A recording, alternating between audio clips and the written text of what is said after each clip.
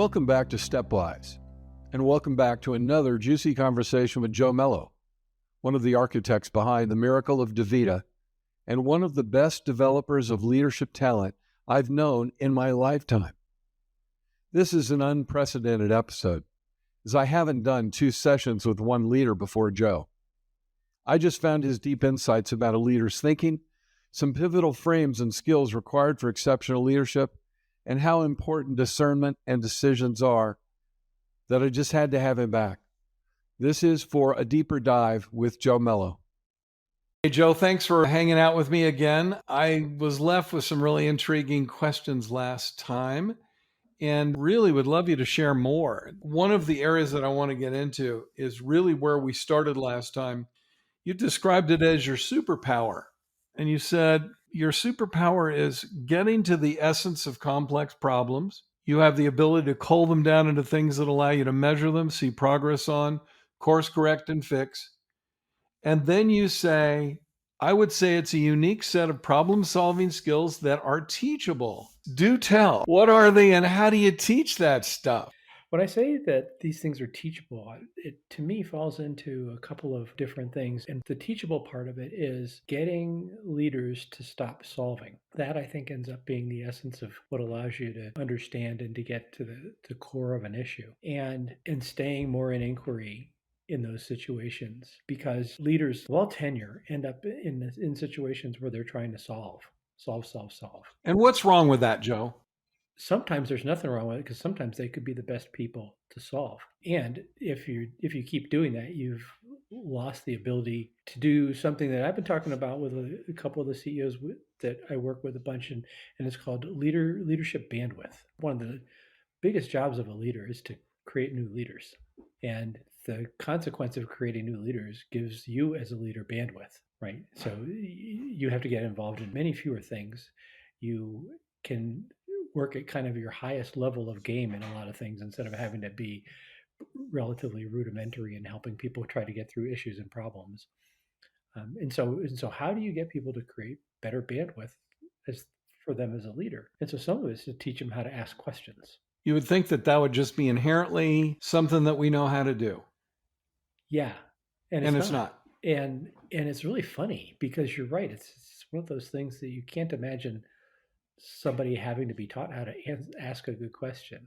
A friend of ours who always, Kent Theory, who always says, a question well asked is half answered. And it's a very powerful thing when you dig through the components of that statement. And it's true. And so if you can get to the right questions, and have persistence in getting to the right questions, instead of going to solve too early, then you accomplish 2 things. One is you get way more to the root of what's really happening. And then 2, you're teaching somebody that they didn't get to the root of what's happening early enough on their own. I'm really struck by this gap between the question asking skill of the really good ones and the average. The people that do it really well, that's a really honed skill. Finely honed skill. Again, I get back to why don't more people have it? Is it, as you described in the last time we spoke, is it just ego? Yeah, I also think it's time. It's just not efficient. And you end up in a situation where you're continually saying, oh God, I know, I sort of know what the answer to this is, but I got to help this person try to get to the answer themselves. So it's going to take me twice as long. This meeting's going to drag on for an hour, and we could have got it done in 15 minutes. And so part of that, to me, when I hear that complaint of people I've worked with and are working with, part of that to me is you're not identifying your job correctly. Because if you identify your job as being the answer man, then yeah, you're right. You do it more efficiently. But if your job is to create leaders and to help people think through things and to teach them the skills they need to move on and to give you leadership bandwidth, then this is a great return on time.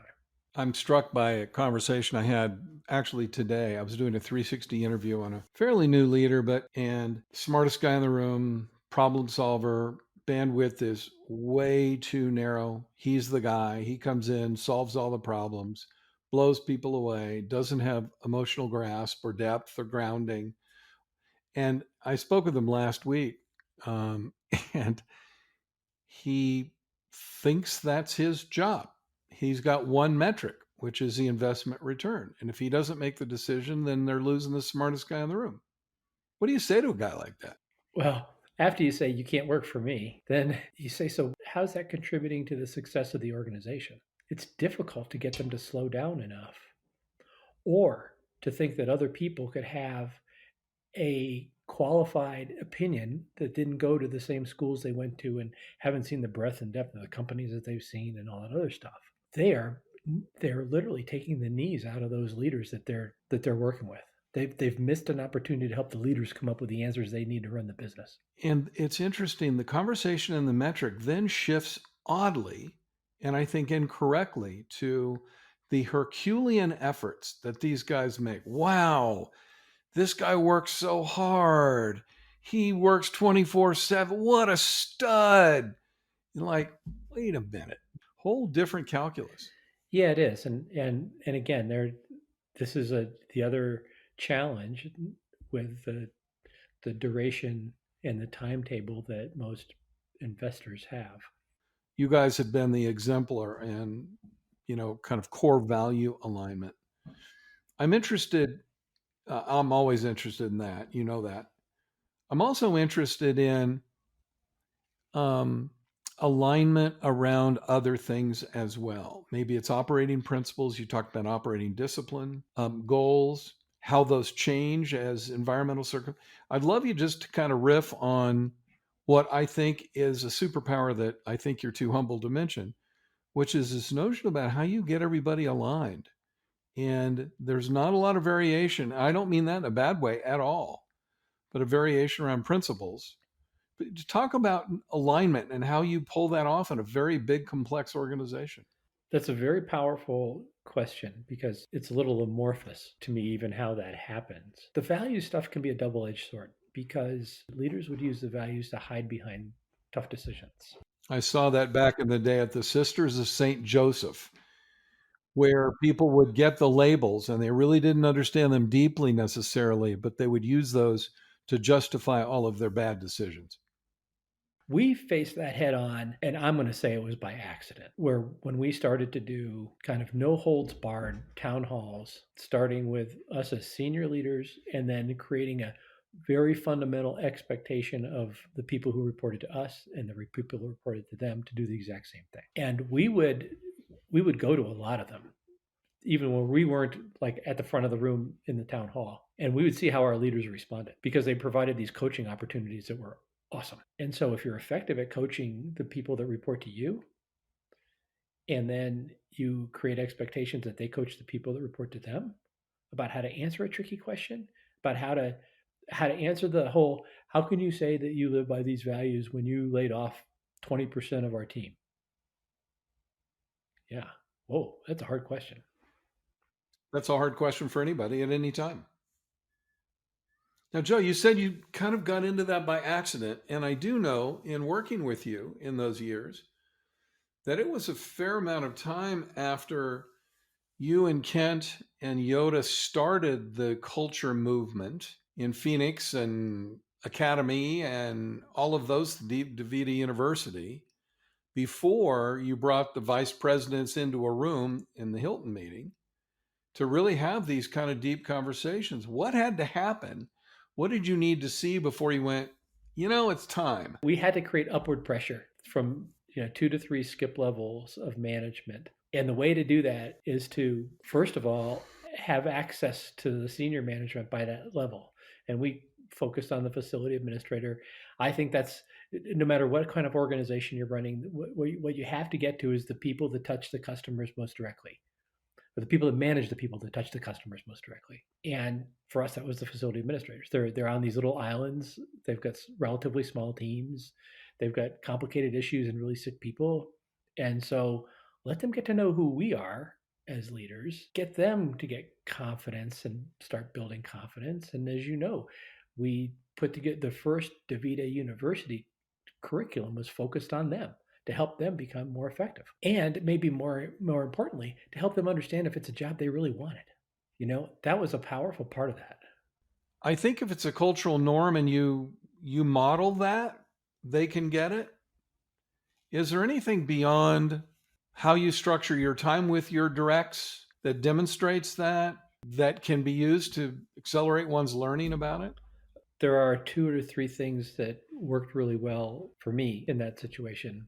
And that's one is getting my team together without a talk to agenda. And when I say talk to agenda, you go to most meetings with leaders, they do one of two Hmm. things. They either talk to their teams or they have 2 or 3 people talk to their teams so that they don't have to prepare. And then they talk to their teams afterwards. And if you don't have a talk to agenda, then it's by its nature it's going to be a conversation where parties are involved, and that's where it starts. So instead of saying, here's what I'm thinking about, you maybe start by saying, so if you were going to double in size in the next 5 years, what are the, let's just kind of brainstorm, what are the 5 or 6 levers that we'd have to pull to make that happen? And you don't participate, you end up playing facilitator, and just keep going and let them kind of craft the model instead of them expecting you to craft the model. You're going to learn a lot about people too. You learn a ton about your team. Yeah. So, and I'll guarantee you, back to our earlier conversation, you're going to get to a better answer. Well, it's interesting too. Again, back on the premise that not everybody can hang in that environment, but also something I know about you that says if we have to fire somebody, it's a hiring error. It's nothing they did wrong. We need to treat them with full respect. Have you had a situation where you got somebody in there and you just realized they couldn't hang like that? That was not Yeah. their. What do you see, and how do you handle that? I had kind of a 3 meeting rule. If so, the first meeting, I would take it as a maybe they just were on a bender the night before and didn't feel good, didn't participate right away. So give them a free pass. Then the second time, if you see some of the same behaviors, what I'd most often do is find somebody else on the team who I'd worked with who was pretty good and I could trust. Just say, hey, would you work with Sally and see if everything's okay with her, and then if those two don't show some improvement in the third meeting, then I'll probably say, okay, Sally, we need to sit down and talk. And here are my observations. I'm not going to judge them. They are going to be observations. I'm not going to say you don't listen to people and you don't respect people. I'm going to say there were 2 or 3 times where you interrupted people during the meeting. How does that feel to you when somebody interrupts you?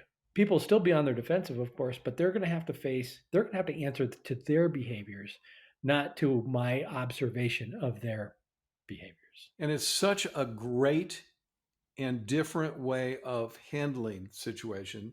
And it's predicated on this also underutilized, I think, skill of being able to separate one's judgments from one's facts.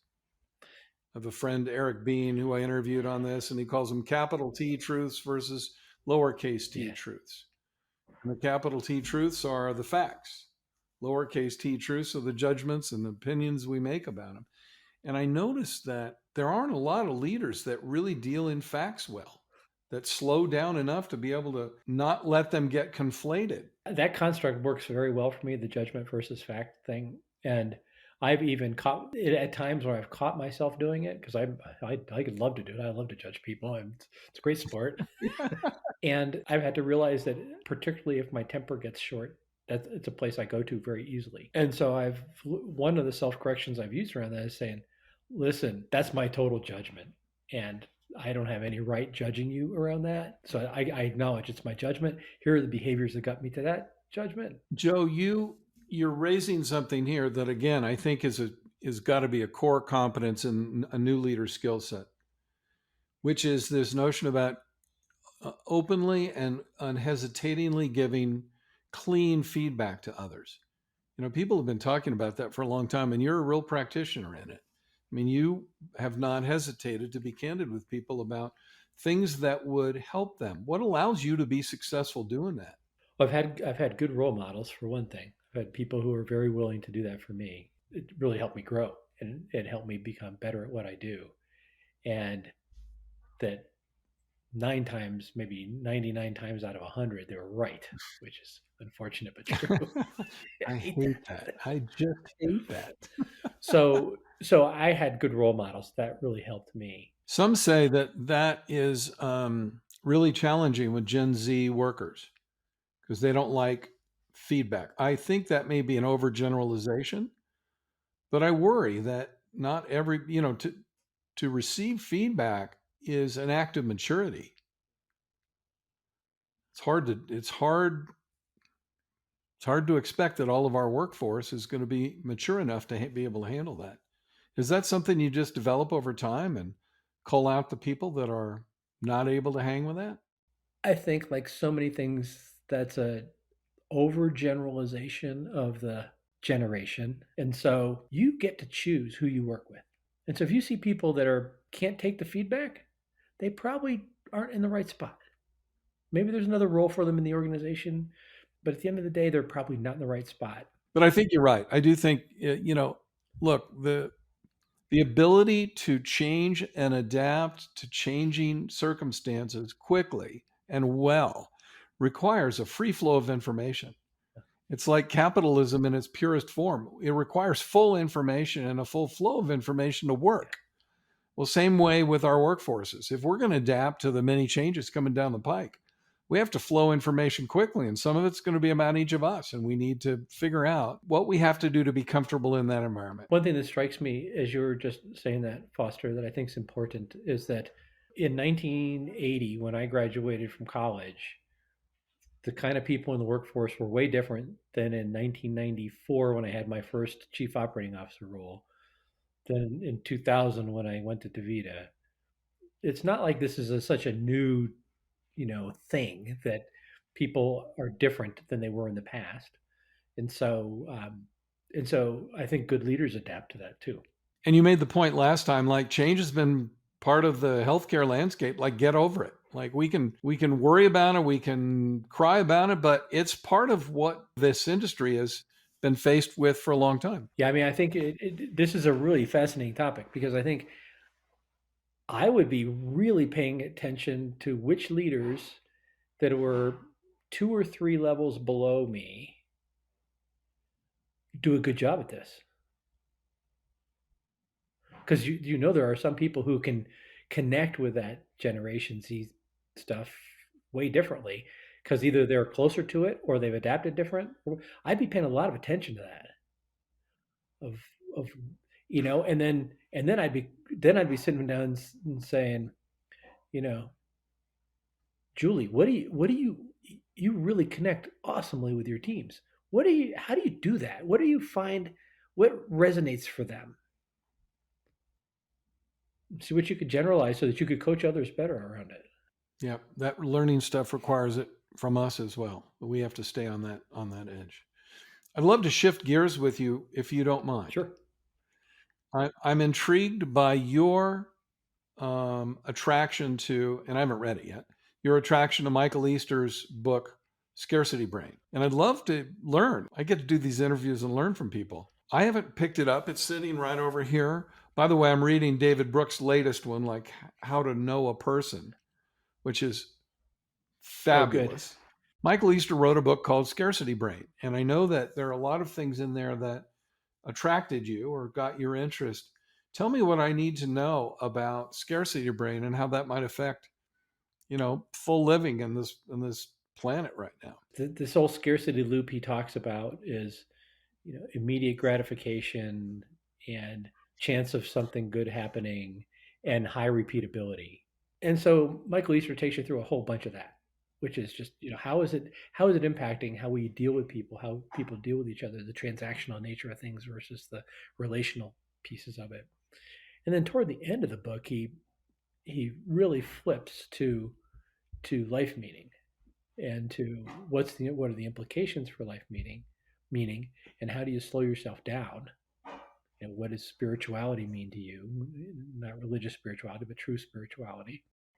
And so it just brought up a whole bunch of questions for me personally about what's my true belief system, and it's guiding me. One of the things I'm working on now is creating a personal manifesto. And say more about that, because I know you've mentioned that phrase before, but I don't fully appreciate all that's involved. Yeah, so it's what are the beliefs and values that you have that drive your behaviors. And it's funny, Joe, we've been talking about that stuff for a long time. The human development movement started in the 60s. And I think whether they directly referred to spirit or soul or any of that stuff. They all had some sort of nod to it. Had a wonderful chat with Bill George a week ago, and it was wonderful. And I, of course, read many of his books prior to the interview. And again, unabashed, it's all about purpose and soul and meaning and snapping to values and all that. So we've been talking about this for a long time. Is this just a new renaissance given all the tumult? Like, I wonder why so many books that we're attracted to have that as the core. For me, it's a little bit about, okay, if I'm in if I'm in the fourth quarter of my game, right, my life game, I got to play a good fourth quarter. And so that's what I'm trying to figure out. Not to try to fix the stuff from the past. The past is the past. Today's the first day. Well, I'm on that journey with you, brother, and happy to do whatever I can. I'm involved in the same thing. I honestly, I'd say 5 years ago was ready to walk off the court in the middle of the fourth quarter. Just feeling like the momentum of my life had taken me in a certain direction, and wasn't even thinking about how I shape it to win the fourth quarter, to really have that kind of thing. In a very different headspace now. Well, Joe, this is our time. I appreciate you. I value and love you. And every time I can exchange some ideas with you, it's just such a thrill. This is great. And it's so funny how this works, because I found out after the last time and this time too, it's actually creating more ahas for me about things.